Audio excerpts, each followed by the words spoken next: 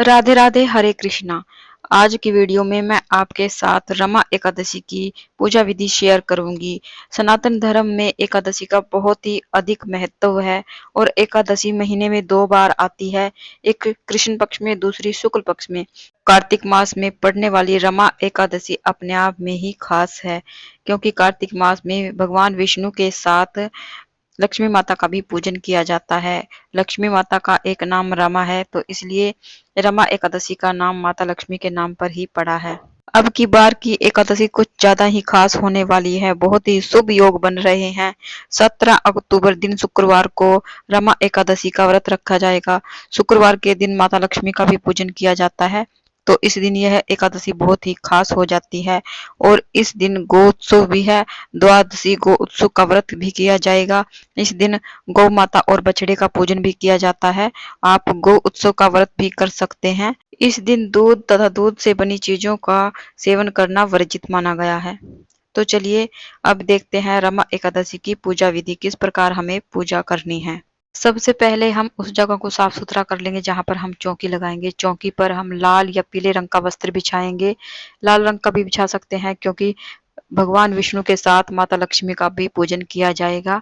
तो यहाँ पर मैंने लाल रंग का कपड़ा बिछा लिया है, उस पर हम तिल का आसन देते हुए माता लक्ष्मी और भगवान विष्णु की मेरे पास फोटो है, इसको हम चौकी पर विराजमान करेंगे। अगर आप लड्डू गोपाल जी की सेवा करते हैं तो लड्डू गोपाल जी को जरूर से चौकी पर बिठाइएगा। यहाँ पर लड्डू गोपाल जी को मैंने पहले ही स्नान करा दिया है और लड्डू गोपाल जी को चौकी पर बिठा दिया है। अगर आप लड्डू गोपाल जी की सेवा नहीं करते तो आप इस भाग को स्किप कर सकते हैं।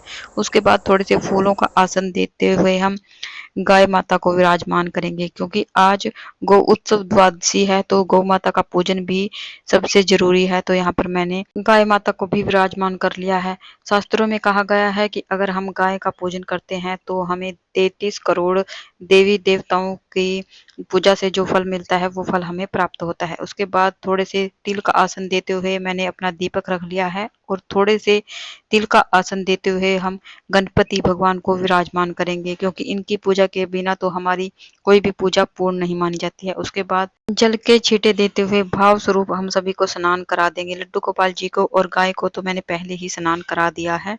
उसके बाद हाथ जोड़कर भगवान विष्णु और माता लक्ष्मी से प्रार्थना करेंगे, हे भगवान, आज मैं आपके नियमित रमा एकादशी का व्रत और पूजा कर रही हूँ, कृपया आप मेरी पूजा को स्वीकार करें। इस प्रकार प्रार्थना करते हुए आप अपनी पूजा शुरू करें। तो सबसे पहले हम अपना दीपक प्रज्वलित करेंगे। दीपक आप देसी घी का या तिल के तेल का जला सकते हैं, क्योंकि दीपक हमारी पूजा का साक्षी होता है। यहाँ पर मैंने दीप प्रज्वलित कर लिया है। उसके बाद हम वस्त्र स्वरूप जनेऊ समर्पित करेंगे।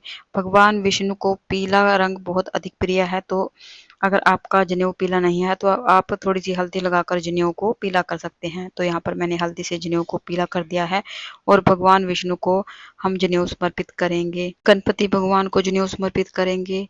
गाय माता को हम कलावा समर्पित करेंगे। माता लक्ष्मी को हम कलावा समर्पित करेंगे। अगर आपके पास लाल रंग की चुनरी है जो नवरात्रि पूजा में आती है, तो लाल रंग की चुनरी माता लक्ष्मी को जरूर से समर्पित करें। अगर नहीं है तो आप सिर्फ कलावा भी समर्पित कर सकते हैं। तो इस प्रकार मैंने सभी को वस्त्र स्वरूप कलावा या जनेऊ समर्पित कर दिया है। उसके बाद हम सभी को पीले चंदन से तिलक करेंगे। भगवान विष्णु को पीला चंदन अधिक प्रिय है। पीला चंदन नहीं है तो आप हल्दी से भी तिलक कर सकते हैं। उसके बाद हम रोली से तिलक करेंगे। उसके बाद तिलक पर हम तिल समर्पित करेंगे। एकादशी पूजा में चावल वर्जित माना गया है, तो एकादशी में आप चावल का यूज बिल्कुल भी ना करें। सभी को हम तिल समर्पित कर देंगे और थोड़े से तिल हम दिए में भी डाल देंगे। कहते हैं कि जितने तिल दिए में चटकते हैं उतने ही हमारे कष्टों का निवारण होता है।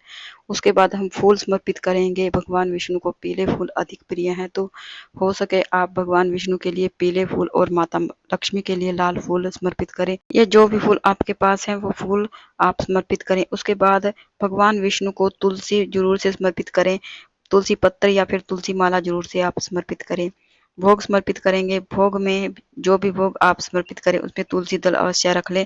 एकादशी में अन्न का भोग नहीं लगाया जाता है, तो आप फल का भोग लगाएं। गणपति को हम अलग से भोग देंगे, क्योंकि उनके भोग में तुलसी दल नहीं रखा जाता है, और गाय माता को भी हम अलग से भोग देंगे। माता लक्ष्मी को हम पतासे का भोग समर्पित करेंगे। उसके बाद जल का भोग समर्पित करेंगे। जल में हम तुलसी पत्र अवश्य डाल देंगे। हाथ जोड़कर सभी से भोग ग्रहण करने के लिए प्रार्थना करेंगे। उसके बाद आप माता लक्ष्मी को श्रृंगार की सामग्री जरूर से समर्पित करें। 2 या 5 चीजें जरूर से समर्पित करनी होती हैं। तो यहाँ पर माता लक्ष्मी को मैंने बिंदी और सिंदूर समर्पित कर दिया है। लड्डू गोपाल जी को हम मोर पंखी समर्पित करेंगे।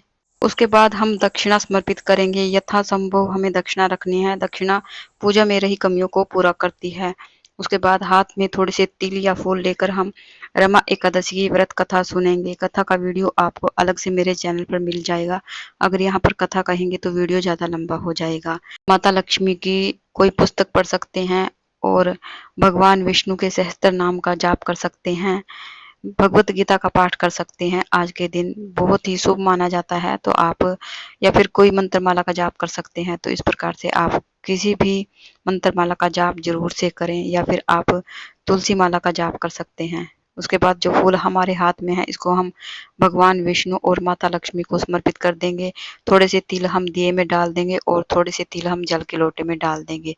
इस प्रकार कथा हम कर लेंगे। उसके बाद हम धूप दिखाएंगे।